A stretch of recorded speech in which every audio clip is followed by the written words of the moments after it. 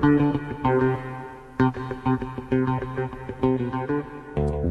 back to this already the final segment of The Price of Business. I am your host, Kevin Price, talking to you about you and your business. EMarcKrasney, he is here on the phone. We're going to visit with him. He's an attorney. He has a great practice here in the Houston area. And before we get started, Mark, first of all, welcome. Second of all, tell us about that practice. Thanks, Kevin. I appreciate it. Yeah, we started May 1st, or March 1st this year was our 5-year anniversary. We started a practice for small and medium-sized businesses who don't want the hourly fee burden associated with hiring a lawyer. What we do is get on or become part of your management team, charge you flat fees and monthly retainers so that you, the small, medium-sized business, can budget and keep an attorney close by so that you can prevent lawsuits. Yeah, I love that. I love that about you guys, and I think it's great because a lot of time what happens is that if you only have a relationship with an attorney when there's trouble, you'll only contact him when there's trouble. Exactly, and then all of a sudden your costs have really gone through the roof. Right, and it creates a conflict of interest, in my opinion, because a lot of times if a client really needs a lawyer, they're going to think twice before calling because of that fee. Yeah. They're going to say, oh, that's a stupid question. I don't think I need to ask.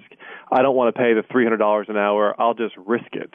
Yeah. Well, we don't want that to happen. No, absolutely not. You risk it, and the cost may be pretty significant. You don't want to take that chance. So right. Tell us what you got going on. I like to talk to you for several reasons, but you always bring a good insight of what's happening in the legal environment out there as it affects small business, and plus you often have some great insights you want to share. So what do you got for us today? Well, I think, business is coming back. I've kind of had that theme in the last year, but it's gotten better each time I'm on this show, and I'll tell you once again, it's getting better, which is a good sign. I'll give you an example of what happened to me this morning for your listeners, and that relates to express contracts. I was able to settle a case for a client, but the part that I think might interest your listeners is it's difficult for someone to come at us with a settlement offer that is different from terms in an express contract. Let me give you the example. It's hard to come at us and offer something when an express contract term says otherwise. And in Texas, if you've signed an agreement, we assume you've read it. Whether or not you've gotten an attorney to review it as well, we assume you've read it, and the four corners of that document control. And so in this circumstance this morning, somebody tried to offer 18% of a figure instead of 20%, which was in the contract. And I'm just giving you the vague terms for the theme that you might want to offer less. That's kind and polite. But in Texas, when you have an express contract, the terms in it, especially if you've signed it clearly, control. And so that was kind of my morning. I was able to settle a case.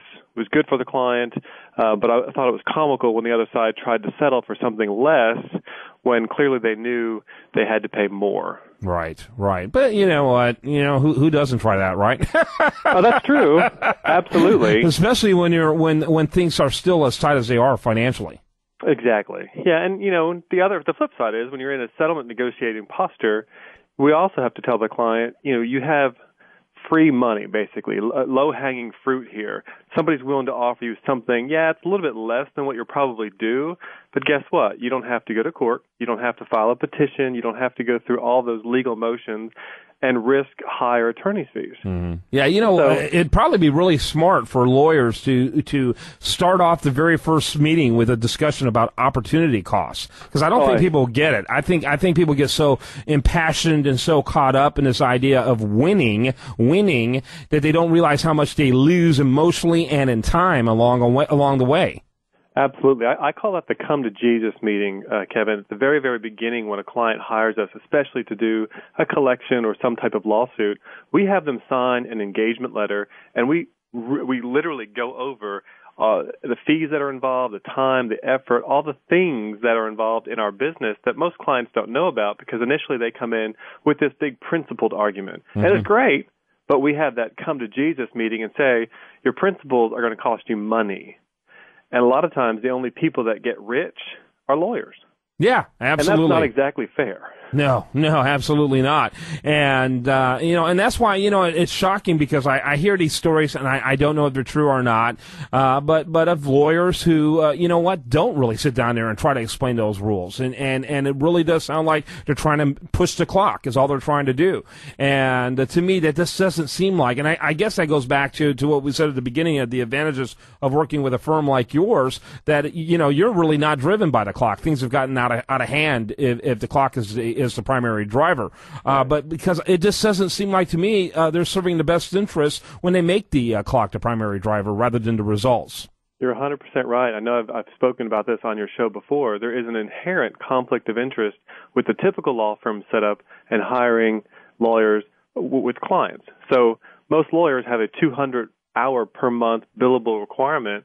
Well, guess what? There really is not the incentive to say, hey, client, let's settle, because that lawyer needs to churn a file to meet the hourly requirements of that hotshot law firm. I don't do any of that. I don't want any of that nonsense because to me I make more money when my clients come back to me, stay with me, and refer me to others. Right. Yeah, exactly. The stay out of trouble rather than get out of trouble law firm. And, and it goes back to all those cliches that I learned watching, things like The Little Rascals. An ounce of prevention better than a pound of cure, as they had to take their castor oil. Mm-hmm. Ew. But anyway, you get the idea. That's right.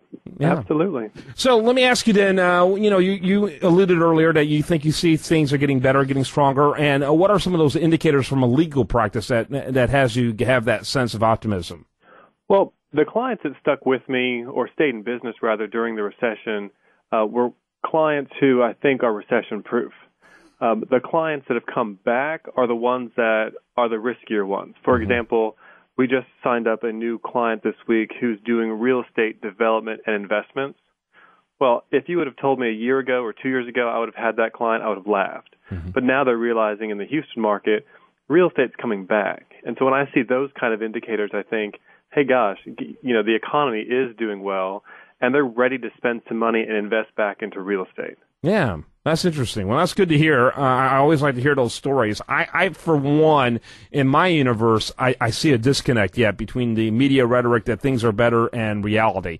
But you know what? I think what you have is a little more forward-looking than some of the things that typical businesses have. And so I think that's cool. I'm excited about that. All right, Mark, how did they get in touch with you? Sure. It's 713-589-8100. We have a new website, too, that launched a couple of weeks ago. Check it out at KrasneyLawFirm.com. KrasneyLawFirm.com. Make sure you check that out, and I think you'll be impressed by what you see, and you'll certainly be impressed by working with Mark. Thanks for being with us, buddy. Thanks, Kevin. I appreciate it. You bet. All right, I do want to mention, of course, the show continues 24/7 at priceofbusiness.com. Great audio, video, articles, and more. Something surprising that's happening now every day here. My show is once again truly Monday through Friday. Arrows are gone. They're history. They did a fine job, and I really enjoyed watching them. They were a lot of fun this season. And you know what else is a lot of fun? Is spending time with you, and I look forward to doing that again tomorrow right here on this station.